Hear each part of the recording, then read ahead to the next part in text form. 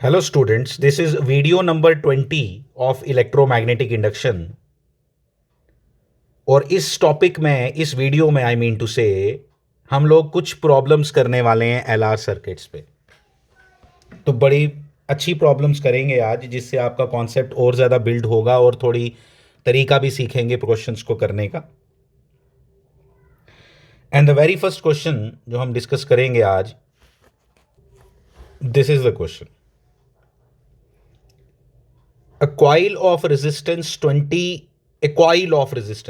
20 ohms, इसका क्या कहने का मतलब है मैं आपको बताता हूं। कोई भी कॉइल आप लोगे ना, जिसमें जैसे हमने सोलोनाइड की एग्जांपल ली, it is also a coil. हमने अभी बात की कि उसमें इंडक्टेंस है और उसकी वैल्यू भी कैलकुलेट की हमने, mu not an square we. तो इंडक्टेंस तो उसमें है, बट रेजिस्टर से नहीं बच पाएगा वो। रेजिस्टर तो उसमें होगा ही होगा। कोई भी इंडक्टर बनाओगे तो अल्टीमेटली कॉइल बनाने के लिए यू नीड कंडक्टर, और कंडक्टर का कुछ ना कुछ रेजिस्टेंस तो होगा ही होगा। तो इसलिए कोई भी कॉइल होगी उसमें आर जरूर रहता है। एक बात मैं इंफॉर्मेशन आपको दे देता हूं, अच्छा इंडक्टर हम उसी को मानते हैं जिसमें रेजिस्टेंस कम हो और इंडक्टेंस की वैल्यू ज्यादा हो। ठीक है, तो इंडक्टेंस मतलब अच्छा हो और रेजिस्टर का, इंडक्टेंस को छोड़ दो, रेजिस्टर की वैल्यू कम से कम होनी चाहिए। बस मैं इससे ज़्यादा बात नहीं कर रहा इसके ऊपर। एसी सर्किट्स में हम इसके ऊपर दोबारा बात करेंगे, ठीक है अभी, लेकिन फॉर द टाइमिंग इतना इनफ है। तो अभी वैल्यूज़ को लेके ज़्यादा बात नहीं करेंगे, ठीक है। अब यहां देखो, एल आर सर्किट, ठीक है जी, हो गया L R circuit connected to a DC. DC मतलब बैटरी के साथ कनेक्टेड है। ये देखो ऐसा एक L R circuit,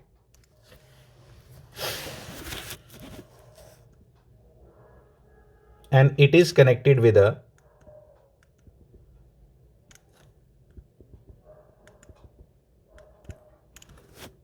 battery of 200 volt. Fine, इतनी बात हमें समझ आ गई।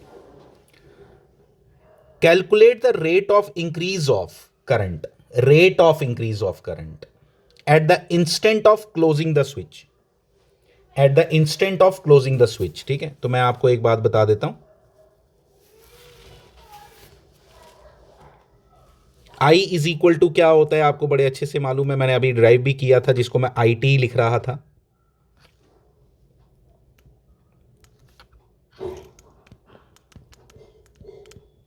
IT ही लिखना चाहिए जो करंट चेंज हो रही हो टाइम के साथ। V/R 1 minus E raise to power minus R/L T। ये RT अपॉन L है, हाँ T ऊपर है। ठीक है, हो गया जी। अब मैं इसका रेट ऑफ इंक्रीज निकालना है ना मुझे। कब निकालना है? Eight the instant of closing of switch. पहले मैं रेट तो निकाल लूं, DI/dt। मैं DI/dt निकाल रहा हूं। DI/dt इसका जब हम करेंगे, DI/dt करो, क्या बनेगा इसका DI/dt। मैं DI/dt करने से पहले ना एक आपके लिए इजी कर देता हूं काम, कि इसको आप ऐसे लिख दो, V/R minus V/R E raise to power minus R/L T, ऐसे लिख लो। अब लो, अब इजी हो जाएगा। V/R कांस्टेंट है ना, इसका तो जीरो हो गया सीधा। DI/dt क्या बना? DI/dt देखो, DI/dt क्या बना इसका? V/R का zero, E raise to power AT का होता है, E raise to power AT का होता है A E raise to power, यानी कि ये हो जाएगा माइनस V/R, तो ऐसे ही है कांस्टेंट। और माइनस एक और आएगा R/L E raise to power minus R/L T। ये तो आना चाहिए। मैं बार बार आपको बोलता हूँ, अगर ये सब चीज़ें नहीं हमें आती हैं तो हमारा ये सब करने का कोई ज़्यादा फ़ायदा भी नहीं है। मैं आपको एक बात सिंपली बता देता हूँ। तो ये कैंसिल हो गया, तो अल्टीमेटली क्या बन गया हमारा? माइनस V/L, माइनस नहीं रहेगा, प्लस हो जाएगा वो, ठीक है, plus V/L E raise to power minus R/L T। ये DI/dt निकल गया जनरल।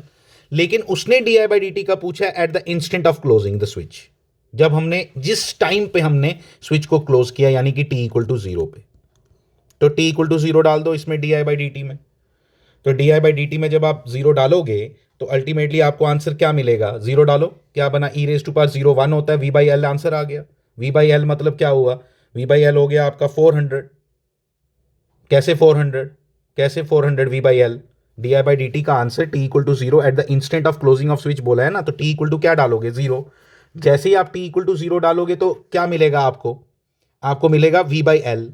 तो आंसर क्या आया D I by D T का, यहां लिखता हूं साइड पे, हाँ, D I by D T का आंसर, वो कैलकुलेशन मेरी थोड़ी ख़राब हो गई थी, मैंने यहाँ पे अब आपको करके दिया है, ये दोबारा सर्किट बनाया मैंने।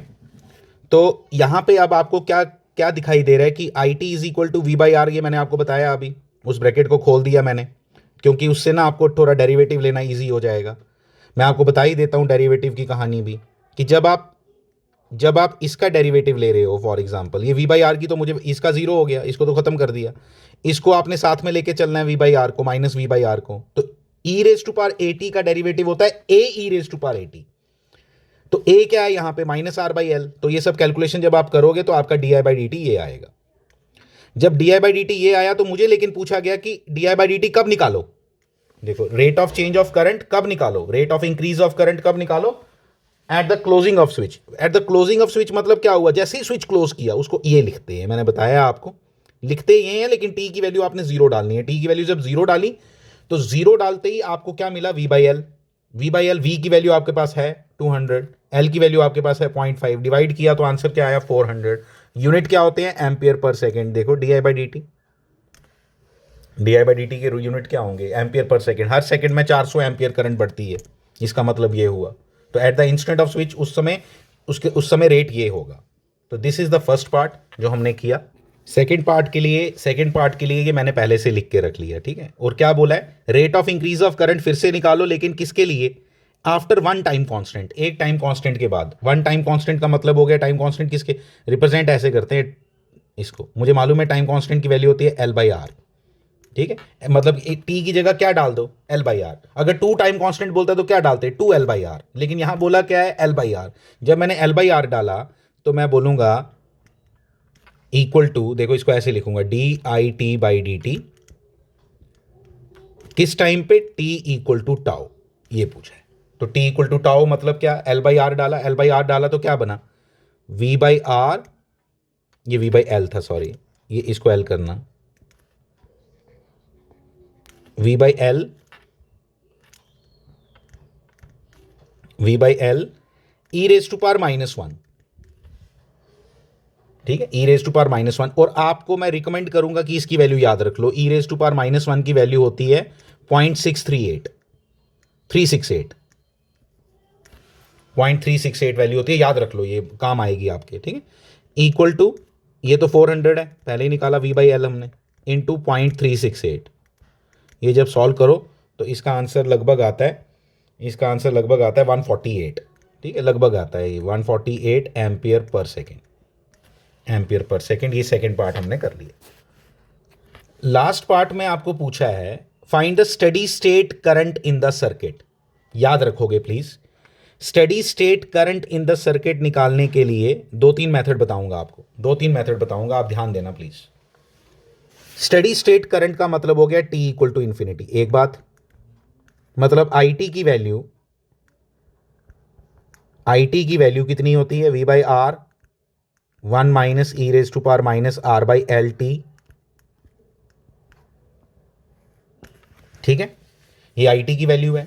टी इक्वल टू इन्फिनिटी डाल भाई, टी इक्वल टू इन्फिनिटी डाला तो E raise to power minus infinity, याद रखोगे आप, E raise to power minus infinity is 1 upon E raise to power infinity, 1 upon E raise to power infinity is 1 upon infinity, and 1 upon infinity 0, याद रखो।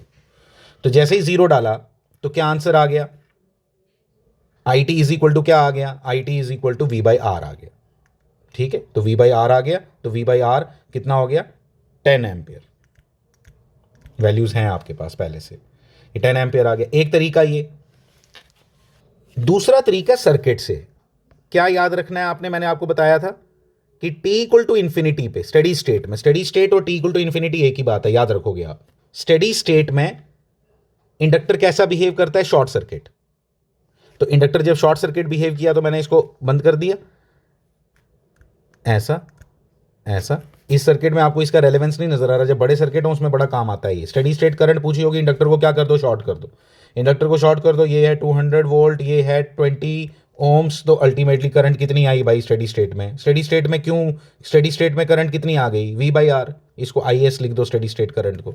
Steady state current will be equal to 200/20 10 ampere. इस question को read करते हैं। क्या question है ये? A 5 Henry inductor is placed in series with this and EMF of this is suddenly applied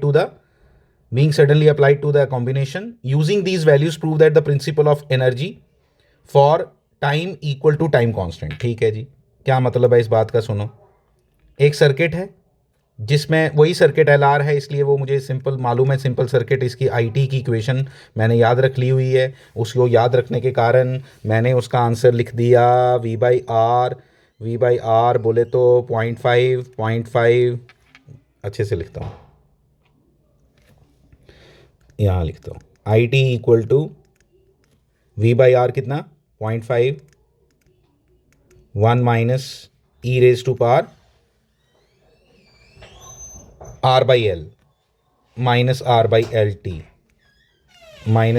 L T लिख दिया, ये आ गया IT। फाइन, इतना बात समझ आ गई हमें, ठीक है।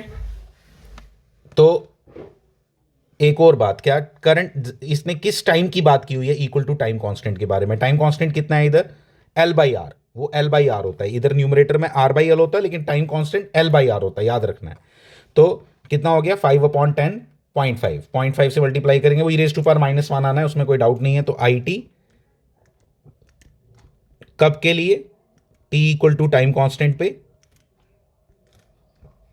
0.5 1 minus e⁻⁻1 equal to 0.5 1 minus 0.368। ये मैंने आपको पहले ही बता दिया था, 0.362 होता है। आप एनालिसिस पढ़ो पिछले वीडियो में। 0.3632 into 0.5 is the steady state current V by R, वो भी मालूम है आपको। इक्वल टू आता है ये 0.316 एम्पियर। तो ये वैल्यू हमने याद रख ली करंट की, कब के लिए? टाइम कांस्टेंट के लिए। फाइन। अब इसने बोला है कंजर्वेशन ऑफ एनर्जी को लेके बात करो। तो कंजर्वेशन ऑफ एनर्जी को लेके जब हम बात करेंगे तो हम लोग कहेंगे, क्या प्रूव करेंगे हम, कि जो बैटरी ने